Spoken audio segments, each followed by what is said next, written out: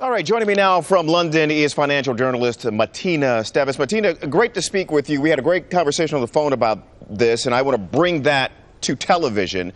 Look, at the heart of this Eurozone debt crisis, we're talking about just too much borrowing, right? Not enough in revenues and really stagnant growth. Now, do I have it correct?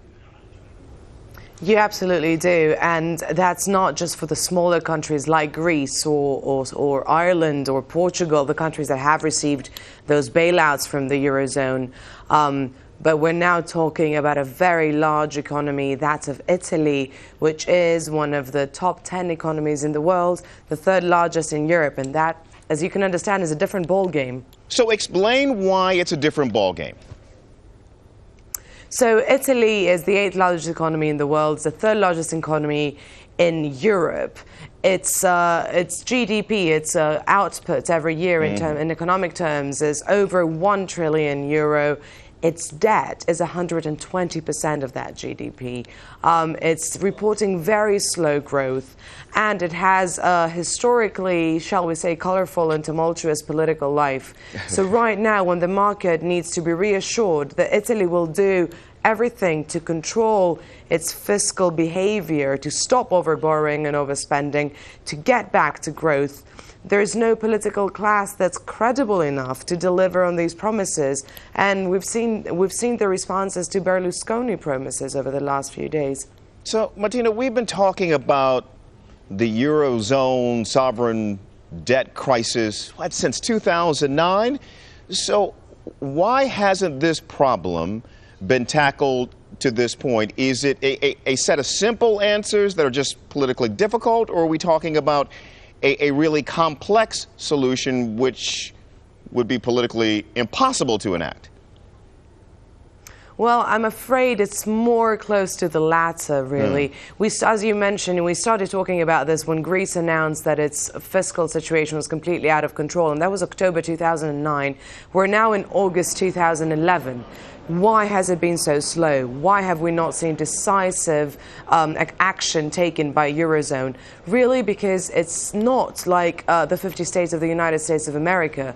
In the United Europe, we have 17 countries, different countries with national governments who use the same currency and are bound by the same currency.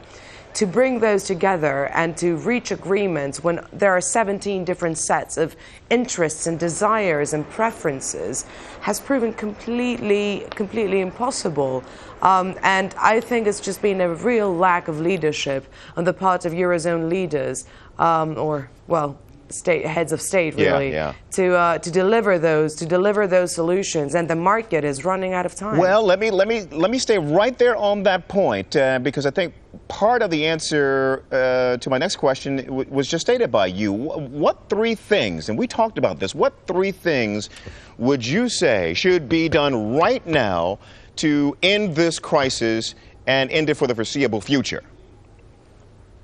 Well, they're not easy and they're not pain-free, but nothing is what it's come to. So I think the first thing to understand and act on is that some countries in the Eurozone, Greece, Italy, Ireland, potentially Spain, Portugal, maybe Cyprus and Belgium as well, have debts that are not sustainable and need to be restructured in a way that might be very painful for some banks and pension funds and other financial institutions. So Exactly, haircut. So the first step is proper restructuring, none of this technical default and reprofiling or other words we've been hearing thrown around.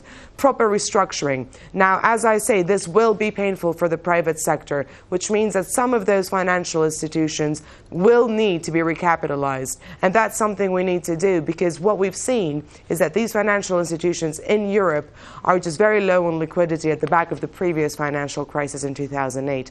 And the third step, and that might be the biggest existential question for the Eurozone, is can we move towards a closer fiscal union?